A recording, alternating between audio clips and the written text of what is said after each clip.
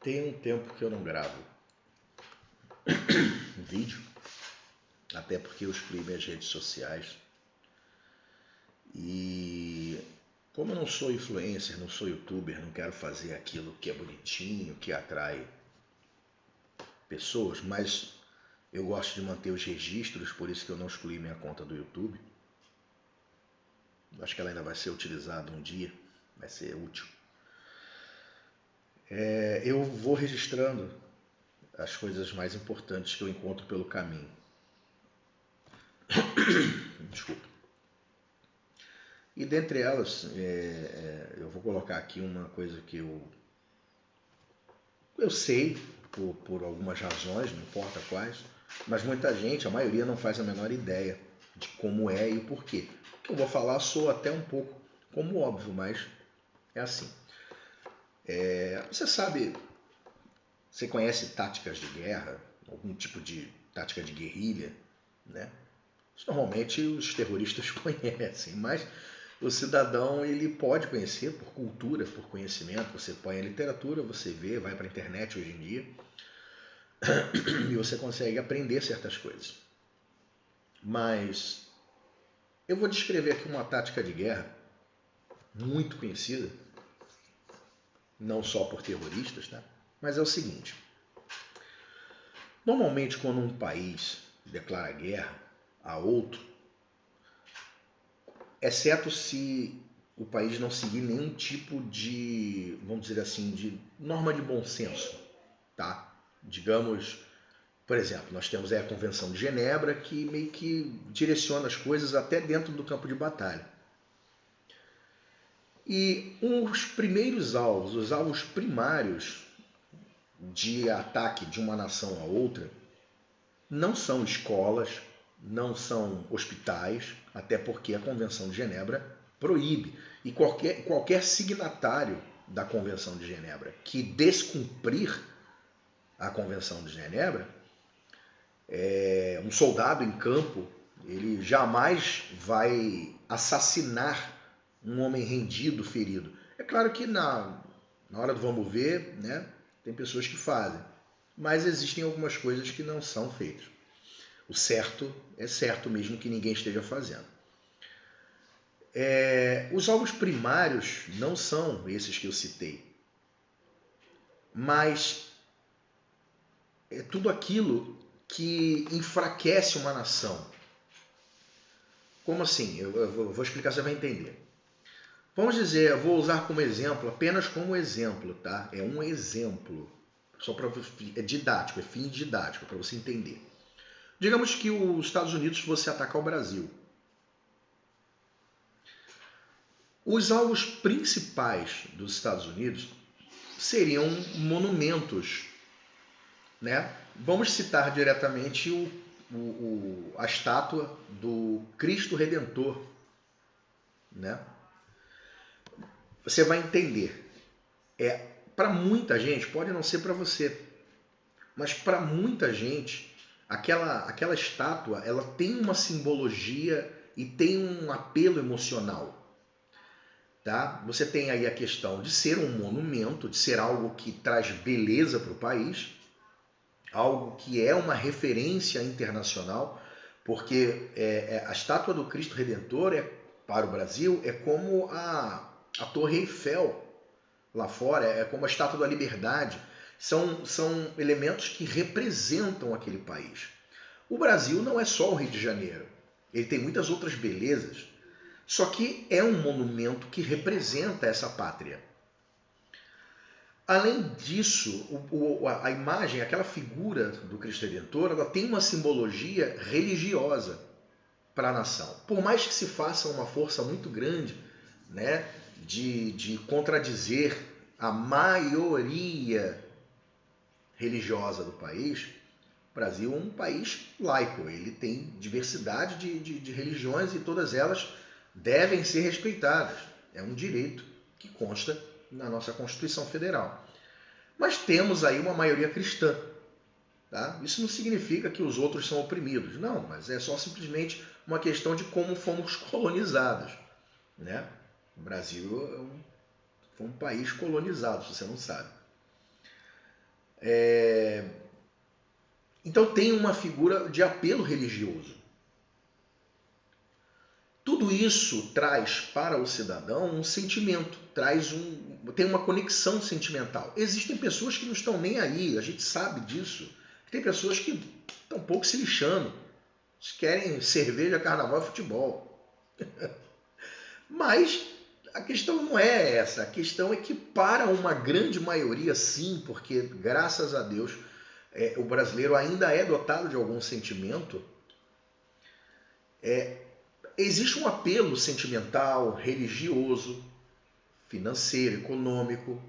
Afinal de contas, é um marco da nossa sociedade, é a estátua do Cristo Redentor. Então, um alvo primário de ataque de um país para o outro são os monumentos, além das próprias sedes de governo, que é para descentralizar o comando, para você espalhar os comandantes e dificultar a comunicação, porque você vai ter aí problemas de telecomunicações, porque eles vão atacar também os meios de comunicação. Então, a intenção é sempre desestruturar aquela sociedade para que ela não consiga reagir, para que ela se enfraqueça emocionalmente e não resista, para que não ofereça resistência. Isso é uma tática de guerra, isso. Você ataca monumentos, você ataca sedes de governo.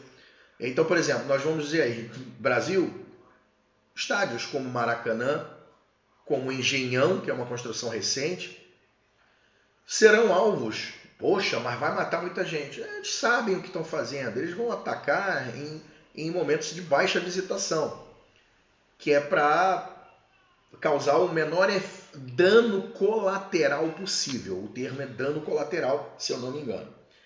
Então, assim, isso faz com que haja um... Imagine você, pega você aí, já que você está aqui até agora, imagina você estar sentado no seu sofá em casa, no finzinho de tarde lá, está se preparando para ver o seu jornal ou a sua novela, e você é interrompido pelo plantão do jornal, normalmente a Globo que é assistida, né? O plantão lá do Jornal Nacional, aquela música, Imagina, que já é impactante. Você já fica tenso, você já sabe que vem uma coisa muito ruim, porque os outros homicídios todos saem no jornal durante o dia, mas quando para no plantão é porque realmente é uma notícia urgente. E aí, assim como os americanos lamentavelmente tiveram no 11 de setembro, imagina a gente receber pelo plantão de que o Brasil está sendo atacado e que bombardearam e destruíram a estátua do Cristo Redentor, o estádio Mário Filho e outros pontos estratégicos, turísticos e monumentos do Brasil. Que a sede de governo em Brasília foi atacada e destruída.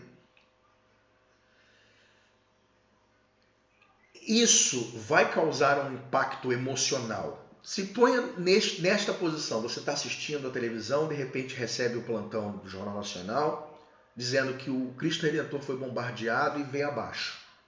Que o estádio Engenhão e os estádios Engenhão e Maracanã foram destruídos.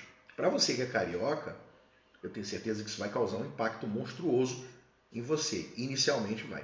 Isso derruba o moral da pessoa. Isso coloca a pessoa num estado de impacto emocional, de tristeza, de espanto muito grande.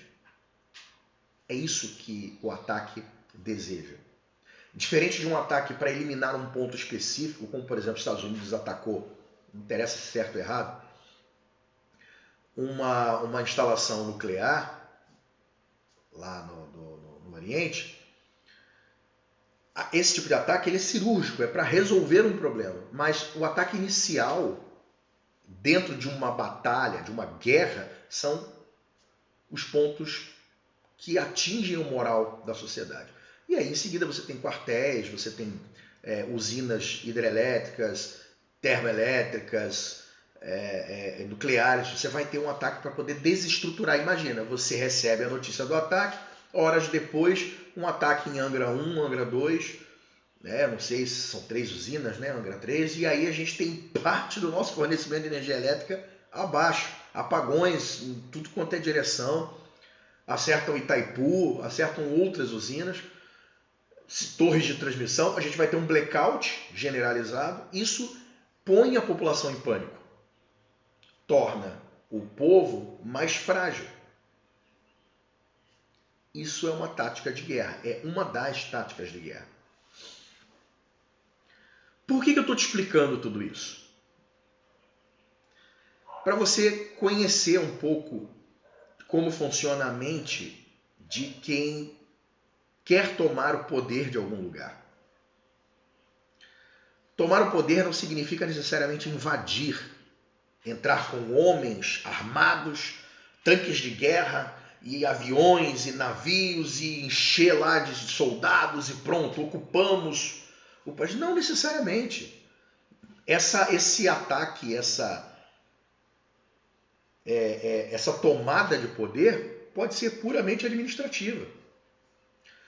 No que você desestrutura, desarticula uma nação, ela se torna refém, principalmente economicamente, de outras nações. Então, tudo aquilo que simboliza esperança, amor, paixão, religião, imagina, você que curte futebol, imagina, destruídos os maiores estádios do país. Pensa aí nos estádios que você gosta, no teu time predileto. Vão atacar lá o estádio Maracanã, o Engenhão, vão atacar o do Vasco, do Fluminense. Isso não importa, vão atacar os estádios, vão destruir. Isso vai te impactar, isso vai te causar raiva depois, mas primeiro você vai ficar... E isso é esse lapso, é esse momento que eles precisam para poder tomar o poder. Se um ataque for muito bem feito e o país não estiver em condições de segurar esse ataque, é inevitável que ele vai pedir rendição. Isso e outras coisas. Falta muita coisa aí, eu não vou te encher linguiça com isso. Mas ele se rende. E, repito, não é necessariamente para que tropas ocupem e que haja uma miscigenação de nações. Não é isso. Às vezes a rendição é política e econômica. Você está entendendo isso? Agora, pega esse teu aprendizado, se não sobrou dúvidas de que funciona dessa forma, você pode pesquisar. A internet está aí para isso. E traga para um cenário atual. Independente de certo ou errado, a tática que está sendo utilizada hoje no Brasil, dentro do próprio Brasil, é uma tática de guerra. Quando você tem duas figuras expressivas de poder e de esperança para uma sociedade, e essas imagens são arranhadas, ou pior, massacradas, vilipendiadas, você tem esse mesmo efeito dentro da nação. Vamos voltar aí para as últimas eleições, em que houve aquela grita dizendo que houve fraude, que não sei o quê, blá blá blá, e um lado dizendo que teve fraude, outro dizendo que são malucos, não teve fraude nenhuma, o cara ganhou no voto. Vocês lembram do resultado? Perdeu-se por uma diferença pequena, né? Um lado perdeu por uma diferença pequena. Então nós temos praticamente que o país dividido ao meio.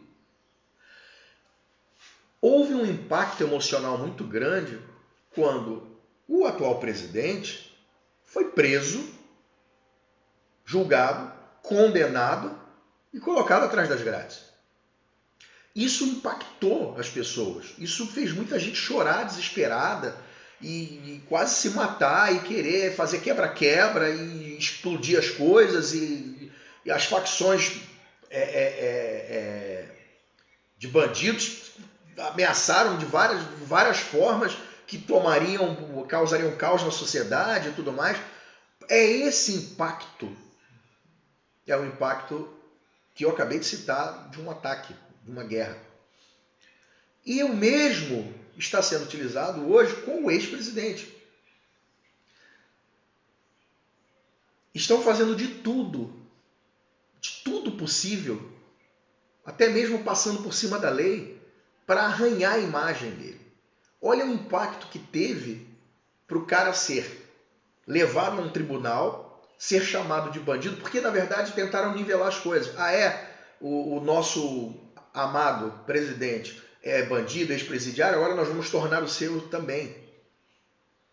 E estão fazendo de tudo, colocaram tornozeleira, restringiram redes sociais, impediram, fizeram de tudo para poder o quê? Vilipendiar a imagem dele. Para que isso impactasse diretamente as pessoas e elas se sentissem envergonhadas de terem sido representadas por um malfeitor. Você viu aqui que eu não puxei sardinha para lado nenhum. Eu estou só explicando o que aconteceu. Temos aqui o presidente L e o presidente B.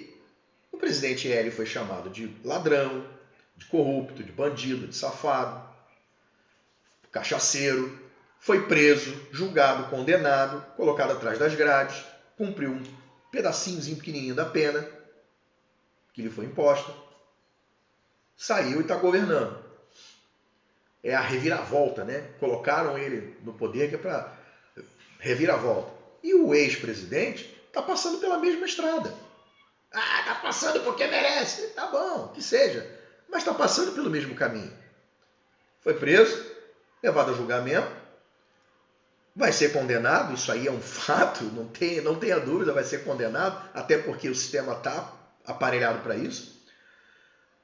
Vai ser colocado atrás das grades e vai ter a sua imagem arranhada. Para quê? Para causar dano emocional às pessoas, porque tem muita gente que idolatra.